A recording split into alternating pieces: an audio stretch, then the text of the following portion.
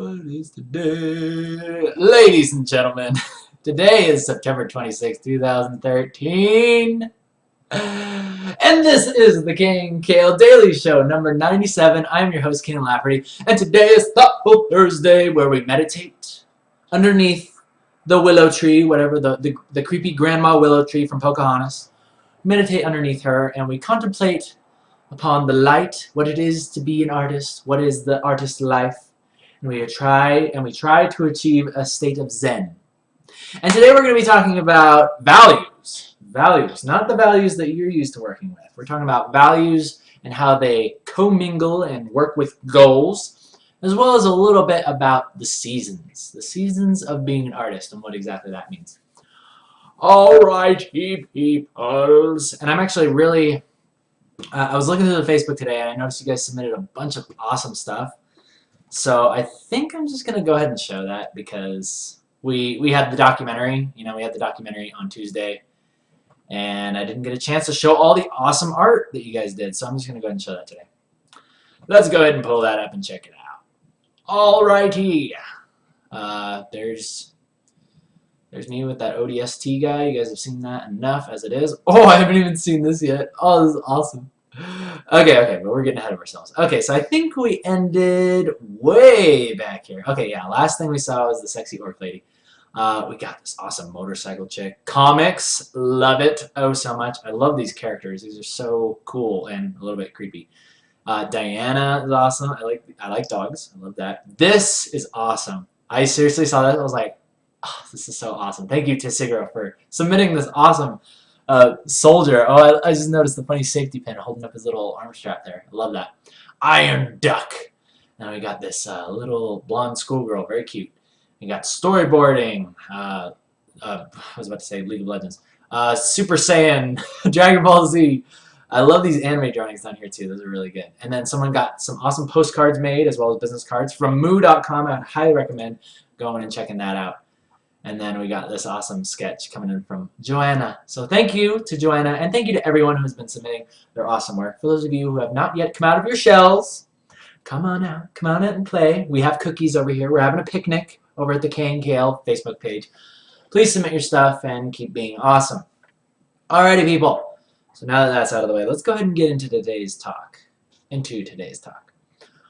Alrighty. Okay, so the first thing I want to talk about is values. And this is something that is just like barely starting to come up from the horizon, the ocean, right? The iceberg of values is just barely beginning to surface.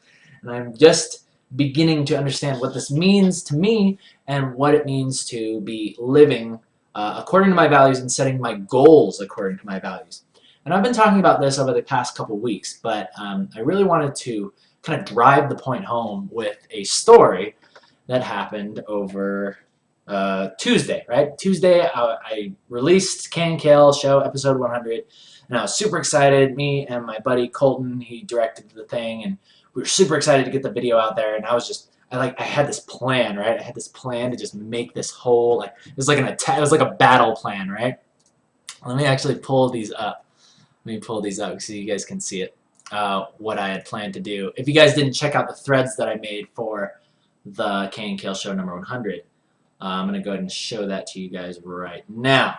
So basically what I had the idea for was, I was like, okay, I'm going to make these posts on all these places, right? I'm going to go to the League of Legends board, I'm going to go to Day 9 board, and I'm just going to post on there, trying to get people interested and to know about the comic, right? And I did it in such a way that it was it was kind of dastardly. I almost felt evil doing it, right? Because I was like, oh, well, here's what I'm going to do.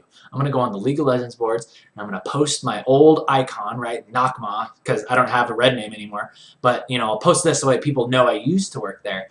And then immediately, people will be like, okay, well, who's this guy, right? And then I have this banner of yes, this is what I did for you, right? This is what I did for League of Legends. But now I quit the job, and I'm making Emma, and then we have episode 100, which is detailing my experiences with that. And I really liked it, right? I was pretty impressed with, the idea. I literally had this idea as I woke up in the morning. And I had it sketched out really quick, just on a piece of paper. And I was like, okay, I'm going to make these banners, and I'm going to keep the text to a minimum. And this might actually come in handy for those of you who are trying to promote yourselves. I mean, this is probably a better way. It'd probably be easier for you guys to promote yourselves as artists if you're doing like League of Legends work. And this is kind of where value starts to come into play here. Because I was like, well, is this really the right thing to do? Is it really okay for me to be like, hey, yes, this is who I used to be. I worked on these splashes, and now you guys should be interested in what I'm working on here, right? And you know, I had like this feeling, right? I had this feeling of like, maybe this isn't like completely ethical. Maybe this is kind of like cheesy or kind of snake-like, right? Or like weaselly.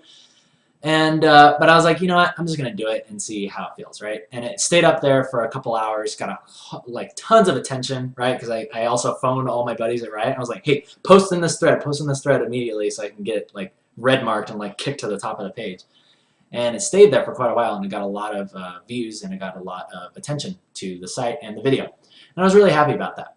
And then I went over to Day 9's site, and I did the same thing. I created a thread much like this, except now it's relating to, oh, hey, I originally started this show because I wanted to be a shoutcaster for StarCraft 2, just like Day 9. And here's an accurate representation and a comparison between me and him. I think we are, I was trying to become as handsome as him, too, but I failed at that miserably, much like I failed at shoutcasting StarCraft 2. But the point is I got everything set up here too, and I really liked it. And I even got some people to respond to the thread, and I felt like it was a lot more. I felt like it was a lot more natural to post here because it's like, hey, look, I love Day 9. I started this show, and I'm still doing it, right? It's not like, oh, hey, I used to work at Riot, so I'm going to post on your forums and tell everybody to come check out my comic. Same thing. I did this thing on the League of Legends Reddit, right? And this actually got to the front page of the day that I posted it. It was like ranked 20 or something like that. And it was on the front page for a little while, and this drove tons of traffic to the site and to the video. Okay? So anyway, all those tangents aside, that day was literal hell for me. It was absolute hell for me. And I asked myself, it was like, why does this happen? Why does this happen? Right? Why do I drive all this traffic and get all this attention and get people to look at what I want them to look at, right? The KNKL number 100. And then afterwards, I feel so bad, right? Why do I feel so weird and just like anxious and like scared and like embarrassed? It's just like all of these negative emotions just kind of like compounded in on me. And, you know, I really had to ask myself this question because it's like, well, if I'm doing the right thing, I don't think I should be feeling this way. Or maybe I'm feeling this way because maybe this is what I'm supposed to do, and it's kind of kicking me into my, you know, out of my comfort zone, and that's what I'm feeling, and maybe I just need to keep doing it, right? And these are the questions that I've been asking myself. And what really kind of solidified the answer for me was I took a look at my values, right? And this is something that I talked to you guys about a couple weeks ago, about values, about you need to get a journal, right, or just a piece of paper, and write down the things that are very, very important to you. For example, okay, so just some values that I have down on my list, I'll read them really quickly, is things like wealth, good health, meeting an awesome person, a meaningful job and career, fame, power, you know, free time, happiness, stuff like that. And what's really interesting is when you write fame and power on the list, it's like, oh, I shouldn't want those things. I shouldn't want respect from others. I shouldn't care what people think about me, right? But when you're really being honest with yourself, it's okay to say, yeah, you know what? I like it when people think I'm cool. You know, your ego, right, is a part of you, right? And it's natural to say, yes, I like the way it feels when people think I'm cool. People like this thing. But like I said a couple weeks ago, I think at the point where it starts to give you like a hollow victory, like say you get all these people to look at your video, you get all this attention, and people think you're the most amazing thing ever, and they say all these nice things about you, which you guys did, and I really do appreciate that, and that really means a lot. I think at the point where it leaves you with a hollow victory is at the point where you allow, because I always say this, it's like fame, power, and basically any type of value that associates with what other people think about you, those should always be at the bottom of your priority list, right? You should always be kicking those down to the bottom. And the top ones should be, you know, for myself. It's because I really want to do this. And I'm doing what I believe I need to do, and I'm setting the goal and I'm doing it. And this is kind of where you get into a sticky situation, especially as artists. because we're all about exposure, right? We always want to get our work out there and just have people look at it, just like millions of people look at it and love it, right? You want people to love your work, and when they love your work, they're loving you, right? And it feels great. It feels really good. But here's where it gets to a poisonous point. Here's where it has the chance to kind of turn sour on you, and it can poison your mood, and it will actually end up leaving you feeling more empty than you were before when nobody even knew about your work. And the reason why this is, for me, right? Going back to Tuesday, I promoted this thing. We got over 2,000 views on the video in just a couple days, and I honestly look back on it, and even though that's really cool, I really like it, I feel like it wasn't worth it on my end to like, well, let me put it this way. It's like ideally, I would have loved to have driven that traffic, right? But what happened was my whole entire day was like just based on looking at these threads. I was just looking at these threads, refreshing the pages, just keeping track of what everybody was saying about me, how everybody was reacting to the situation. And at this point, I realized that, people were saying all kinds of nice things, and some people said some mean things, but that's okay. Like, I can totally take that. It's almost like the nice things that people say about you have the ability to almost like overinflate your ego and like overinflate your head, right? And then it gives you like this high for the moment, right? It gives you like this crazy high, and you're just like filled with power, and you're like, yes, people like me, and you just have this power, and you just like shoot laser beams all over, the entire town or whatever, shoot it up in the air, blow up the moon, and you feel like you can do that, right? For a moment, but it's a very fleeting feeling, right?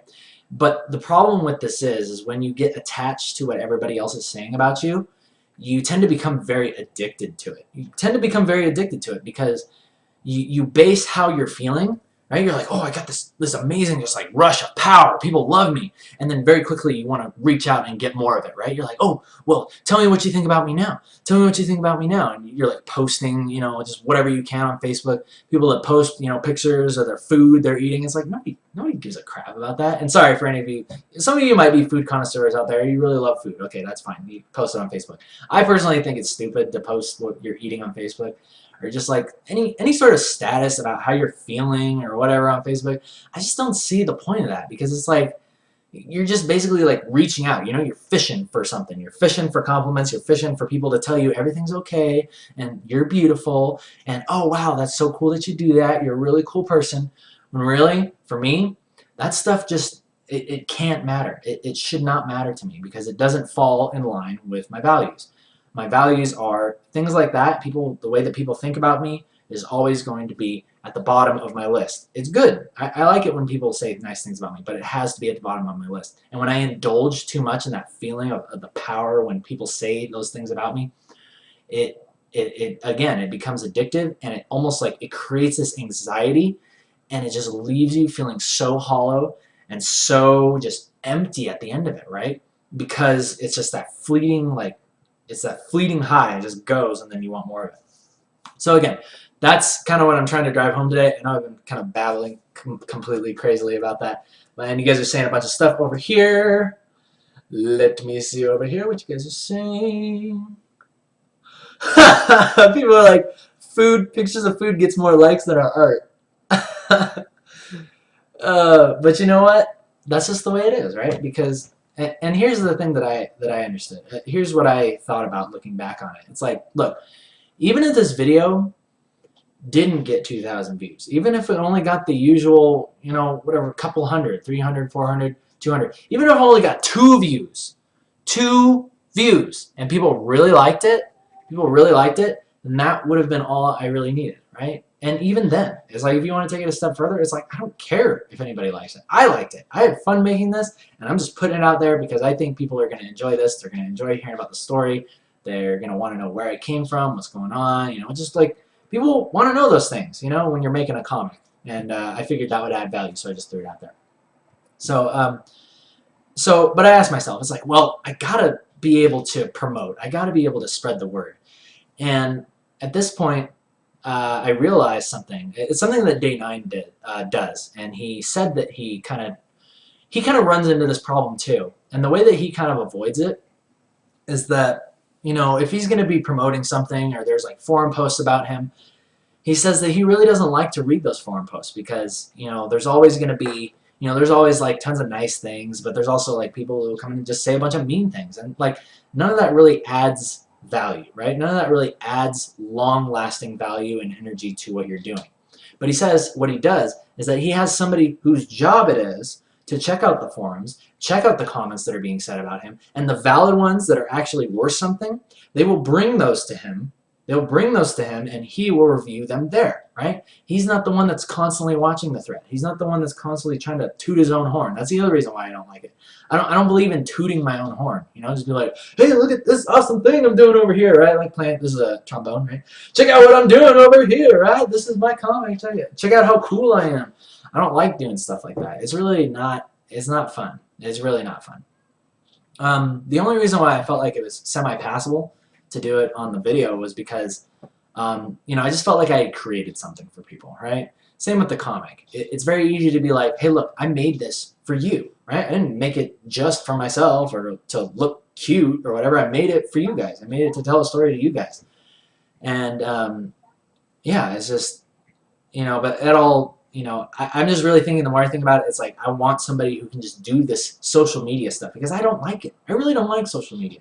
I don't care about it. The only thing that I care about is literally sitting my butt down in this chair and working on the comic. Making the comic, putting it out for people to read it, and then the good points and all the awesome feedback that comes back, I want somebody out there to just get it and bring it to me. And here's the funny thing, is that my friend Colton, after we released the video, he was the one that was constantly looking through all those comments. And at the end of the day, he came to me and he said all the things. He's like, oh, dude, this one person said, oh, it was so good that they freaking cried. And I was like, that's such a huge compliment. Like, nobody's ever said anything like that about a production that I've done. It's like, that feels so good. And he just laid out all these other awesome points that people have brought up. And it's like, I realized that I didn't have to do that. I didn't have to look at the threads all day. I could have just posted them and just been like, okay, I'm just going to let them go. I'm just going to let them sit out there and whatever happens, happens. And I think that from now on, that is the way that I'm going to do it. And I think that that was a good learning experience for me. So anyway, I hope that all that makes sense. I know that I really kind of went off on a huge tangent about what happened on Tuesday, what I was doing on Tuesday. But really, what I'm trying to drive home is values. Remember your values of being an artist and stick close to those values. And I think values for an artist, I never thought about it this way, but values for an artist is a very important thing. It could almost be like your artistic morals in a way. It's like, people are gonna see my stuff. And it's actually not even about people are gonna see my stuff. What it is about is, this is something that's been coming up in the chat quite a bit, is people saying, oh, well, I get this drive. Sometimes I get this drive to just do something, right? And then I'll go out and do it. And I'll try it for a little bit, and then I'll realize, oh man, I'm just not improving. I'm not improving to the state that I want to be. I'm looking at this other guy, and I'm like, oh man, I'm not getting closer to being that guy. And I think where the problem lies is where you guys begin comparing yourself to somebody else, right? I think it's very important as an artist to learn fundamentals, right? Fundamentals include things like composition, the human figure, shading, values, textures, all these types of things that it's just good to know as an artist. But I think where people get caught up sometimes is believing that they need to be somebody else, right? Or that they're only going to be good once they hit the level of another artist. I can tell you for a fact that there has never been a point where I hit a level as an artist and I'm like, I did it. I did it. I wanted to get here my whole life, and now I'm here. And you know what? It's just, things are good. Because it never ends. It never ends. Your improvement and your journey never ends as an artist, right? You're always going to be looking up to something else. You're going to be looking up to somebody, or you're going to want to improve on something. You're going to want to find your style and improve that. Much like I'm doing with the comic. And it never ends. You never get to a point where you're like, yeah, I did it. Feels good to be a gangster. So on that note, I want you guys to stop comparing yourselves to other artists and instead focus on what you truly want to do. Okay? Focus on what you truly want to do, not what someone else is saying as far as, oh, well, if you want to work here, you have to learn how to do this and this and this and this. You got to go to this college, you got to take this and this and this and this classes, and you got to, you got to do all this stuff, right? Don't worry about that. Because what I did was I was like, you know what? I like anime. I'm going to draw anime. And people were like, oh, you shouldn't do anime. You're not going to get a job doing that. Nobody likes anime. That's for kids. You can't. No one's going to take you serious when you do anime. And I was like, no, you know what? Screw you guys. I like anime. I'm going to look at it. I'm going to study it. I'm going to figure out a way to make it work. Because I saw strength in it. I saw things in it that Western art wasn't doing. There were things in the Western comics that anime was doing better, right? Whether it was just like the way that the emotions are portrayed in the comics, or whether it's just the way that they frame the angles, or the way that they like create a picture, right? Or I also just like the way that they drew the girls. I was like, oh, I like the way that the girls are like really cute, right? And I was like, I'm gonna study that and figure out how to do that, how to make like attractive, cute girl characters, and that was really fun for me. And you notice how everybody else was telling me, oh, you don't want to do that, you don't want to do that, and yet I still did it, right? And guess what? It ended up working really, really well for me, because later on I found out, hey, it's a good skill to know how to draw expressive characters. It's a good thing to know how to take anime influence and incorporate it into like an illustration, right? Like with the splashes for Riot. Obviously those weren't straight up big-eyed anime, but there's definitely anime influence in there. There's anime influence and there's comic influence, and it's just me focusing on what I wanted to do, okay? And if I wouldn't have gotten a job, say I wanted to just continue studying exact anime, like big eyes, straight up Japanese anime, who knows? Like if I was really interested in that, I probably could have gotten a job in Japan doing something, right? But I figured, hey, I just want to take what I like about it. I want to take what I like about it and just kind of bring it over here and just like make my own thing. Make my own thing, see if I can make something work. And it did. It worked. And now, even with the comic that's coming out, like people love it. You know, Scott Pilgrim took anime influence, he brought it over and he meshed it into his own style. And now people say, you know, people are saying all the time now with the comic, it's straight up, it's so anime, right? But they're saying it looks like Scott Pilgrim, right? And that's so, I just find that so funny that people like relate that to, they relate like an anime influence with Scott Pilgrim. But anyway, so that's what I want you guys to focus on. Stop worrying about, oh, well, this person's doing this, I gotta learn how to do that too, otherwise I'm not gonna be good. Focus on what you're going to bring to the table that's unique, right? Because nobody wants a clone. Nobody wants some other guy that, oh, you draw just like this guy, or you're just an exact replica of this other guy. You can be really close to somebody. You can be really close to another artist, but make sure you put that little flair on it, right? That extra flavor in there, that spice, a little spice to make everything nice. And that is going to be your style. And the way that you do that is just by focusing on what you want to do. I just don't think that there's anything bad that comes out of that, because what you're really interested in doing, you put your heart and soul into it. You put all of your energy into learning whatever it is you want to learn, and you're just going to naturally go somewhere, right? You're going to arrive somewhere at a peak of greatness. Nobody knows where, but if you keep at it and you keep putting your energy into it, you are going to hit that peak. You're going to hit that peak of greatness. And then from there, you're going to look even further and notice there's another mountain for you to climb once you hit that peak. All right, and I do apologize. You guys are Go Kienan Rangers, really? Really? Go Kienan Rangers? That's the funniest screen name I think I've ever seen in my life. All right, I'm going to take a couple questions because we've been going for about 25 minutes. Oh, I want to talk about seasons. I need to talk about seasons. A couple questions. Let's see. I don't know if there actually are any questions. You guys are just talking over here. All right. So another thing that keeps coming up, that keeps coming up with you guys is you talk about just like these moments where you want to work on something and you feel like your energy just gets drained from you, or sometimes you just feel like you're in this artistic slump where you're just like, oh man, it's like nothing I'm doing looks good. I'm just not proud of anything I'm doing. I feel like time's just slipping away from me. I feel like it's just too late to get started in art, and I just feel like a loser. Right? I feel like, why am I even doing this? And I want to tell you that I have had those times too. I have those times all the time. I was like that a month ago, right? And I was like that again probably another couple months ago. And then I was like that another couple months ago. And I realized something, especially after getting a journal and writing these things down. I'll be looking through these journals like months ago, and I'll be like, I feel so like crap right now. I feel literally like I'm so melancholy. Like, basically, I don't feel happy or sad. I almost feel like just nothing. I literally feel like disappearing right now. That was one of the things I said in my journal. I was like, I just feel so weird right now. I just feel like there's an absence of emotion inside of me to the point where it is so uncomfortable that I wish I could just disappear right now. And, you know, those feelings are completely normal. You're going to have those feelings. But here's what I want to attribute it to the seasons, right? The reason why I said I felt like this a couple months ago, and another couple months ago before that, and another couple months ago before that, is because it's a pattern. The pattern of your emotions and the patterns of the way that you feel, they naturally go up and then they go down, right? But you don't stay down forever. You're naturally going to start going back up, right? And you're going to be at the top for a while. But then you don't stay at the top forever either, right? You're going to go back down. So, and I think part of the really cool thing about this is attributing it to the seasons, right? When you're down, it's obviously the winter. But just like winter in real life, it can't last forever. There's never been a double winter, like just randomly out of nowhere. You just decide, oh, there's going to be a double winter today. It's just like it's always there. And then after the winter, surely comes the spring. And that is the time of opportunity. That's the time when you're going up. You're on the rise and you're feeling good. Summer's when you're living it up and you're just like, man, everything's good. And then fall is where it starts to kind of dip down a little bit. You start getting a little bit more self-conscious. You start wondering, you know, what the heck's going on? Am I doing the right thing? Is this going to be really worth it? You know, am I really like doing what I believe I'm supposed to, or is this all just going to end up for nothing?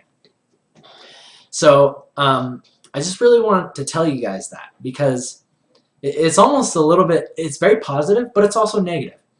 And I think that's really where the magic of life starts to come in, where you really start to understand things, is that life is not meant to be good all the time. Life is not meant to be bad all the time either. And there's a saying that people always say, it's like, it gets better, right? Or it's not going to stay bad forever. And that's true, right? It doesn't stay bad forever. But another thing is that you have to also take a look at the negative and realize that, yeah, it's not going to stay bad forever, but it's also not going to stay good forever. But then the really interesting thing about that is once you realize that it's not going to stay good forever and it's not going to stay bad forever, and then you realize that there's this pattern that keeps happening, you start to just kind of accept it. And once you accept that that's the way that things are, it almost loses its power.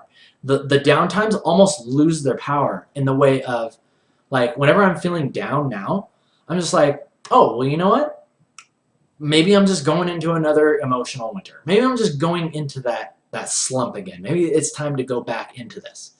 And once you accept that that's going to happen, not only does it lose its power because you don't know what's going on, you know, you're like, what? Why do I feel this way? What's going on? There must be something really wrong with me. There must be something really wrong. And then that just like beats you down even further. It just like takes your head and just like slams it into the snow, right? You don't do that to yourself anymore. You're just like, no, it's just that time. It's just the emotional winter time.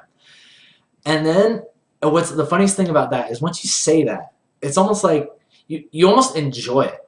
It's really funny to say that, but it's like I wrote it in my journal this one time. I was like, I feel so like bad right now, but I almost feel good, right? It's like I feel bad and I understand that I feel bad. And because I have this new understanding that this is okay to feel that way, I almost feel good already, you know? And it loses its power and then you start to go back up almost immediately. It's like you just touch the bottom and then you're like, bam, and then you're already on the rise again. And that's what I'm talking about, is that once you start just stop feeling like something is wrong with you, or there's like this huge thing that's just like happening and you're losing control and you just feel all depressed and you think everything you do sucks and everybody hates you, just understand that there's times where you're going to feel that way, and then just accept it.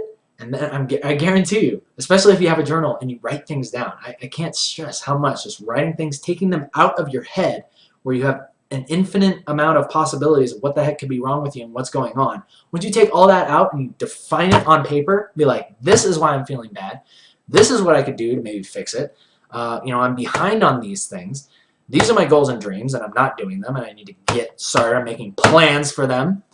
Once you start doing that, life just becomes so amazing. You feel like it's almost predictable. Life becomes predictable. You know what's happening, and it just becomes so relaxing. It becomes so relaxing because you just know what's going on. Even in the downtimes, you're just like, you know what? This is okay that this is happening now. And you just feel so relaxed. It's so hard to explain, and I really hope that you guys get that. And I hope that you take this forward, understanding that, you know, it's okay to feel bad. And there will always be times when you feel bad. And you'll notice that there's a cycle and a pattern that happens. And it's not because you're manically depressive. It's not because you have some sort of weird disease or some disability. It's just because that's the way life is and that's the way that we are. Okay? So deal with it, accept it, and you're going to be okay. All right. Alrighty then. All right, so we're going to go ahead and finish off today's show. I'm going to take a couple questions. We've been going for about 35 minutes. It feels like I've been talking for an hour, to be honest. Yeah, we've only been going for 35 minutes. So I'm going to take a couple questions, and then we're going to end 97. By the way, I wanted to ask you guys, especially, I have a question for you. We just did 100 of the KNKL show, and we're about to hit 100 on the dailies, too. And the way that Day 9 does it is he just continues. Like, he doesn't have a separate numbering scheme for his tutorials and then a separate numbering scheme for the rest of the days. And I'm thinking about that from here on out, we're just going to do the KNKL show, and it's just going to be like 101, 102, 103, 104. And it's just going to keep going up. And then the days where I do tutorials is just going to be called Tutorial Tuesday.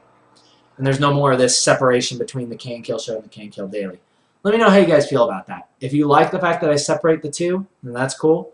If it makes it more clear. But I personally think we should just combine them and make it all the KNKL show, KNKL Daily, whatever you want to call it, and just continue from this point up going 100 to infinity and beyond. All right.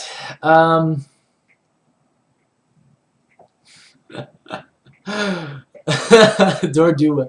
We got a bunch of funny people in here, guys. You guys are so funny. I love you guys. Dordua saying, to sketch them is my real test. To paint them is my cause. Alright. Seasons. Seasons. Oh! Go Kienan Rangers is asking, how many hours do you suggest a person should practice? I do 9 hours with 3 1-hour breaks. Is that good? 9 hours of studying? With 3 1-hour breaks. Dang. Well, yeah, that's awesome. That's awesome. If you're doing 9 hours a day and 3 1-hour breaks, like, is that 12 hours total or is that 6 hours, like, total sketch time? Either way, that's crazy and that's awesome if you have that amount of time to study. I would personally say that there's nothing wrong with just, especially if you're young, right? If you're young, like, I used to just constantly be thinking about what my next picture was. But now that I'm getting a little bit older and, like, my wrist is kind of giving out a little bit, I got to be a little bit more careful with it. I got to make sure that I'm structuring my breaks and my work time. And I divide them on a 26-34 rule, right? 26 minutes of working and 34 minutes of resting. I rest more than I work, and I actually get more done than on the days when I would work 8 hours constantly, right? Because I don't get burnt out anymore. I'm just constantly going, and it's just consistent, and I never have to stop. It's amazing. I absolutely love it. And I highly recommend you do that too. So yeah, practice as much as you want, but make sure, yes, you do take breaks. And if you're young, really practice. Take advantage of the fact that you have, you know, your body is young, and it'll, you know, you don't have to worry about anything going on with your wrist yet. Yeah, you can just go ahead and do that. People are saying yes, merge, so you get to episode 200 quicker. All right, yeah, that's another good one. 12 hours. 12 hours of Kienan is saying 12 hours of practice. I don't know how you do that, but that's crazy. If you do that and you enjoy it, please continue doing so. But just be wary of getting burnt out, like I said. No, not Rule 34. No. That is something completely different, and that is another conversation for never. Zalius is saying every 1,000 hours is 1 level. So if you're drawn for 3,000 hours, you're a level 3 artist. That's so funny. Wonder what level I am. Wonder what level I am. Maybe like 1,500 hours? I don't know. That's a crazy thing to think about. Alrighty, people. So we're going to end today, 97 KNKL Show. Thank you guys once again for joining me live on Twitch. It's always a pleasure. I think we're going to go ahead and merge these babies. We're going to merge them after we hit 100 on the KNKL Daily. We're just going to merge them, and then we're going to continue on up from 100. And we're just going to have a good time with that. So, yeah, people on YouTube, thumbs up if you like it, thumbs down if you don't. My name is Kienan Lafferty. You guys have a great weekend, and I'll see you on Monday where we'll be doing some more work on Amazon. Till then, take care.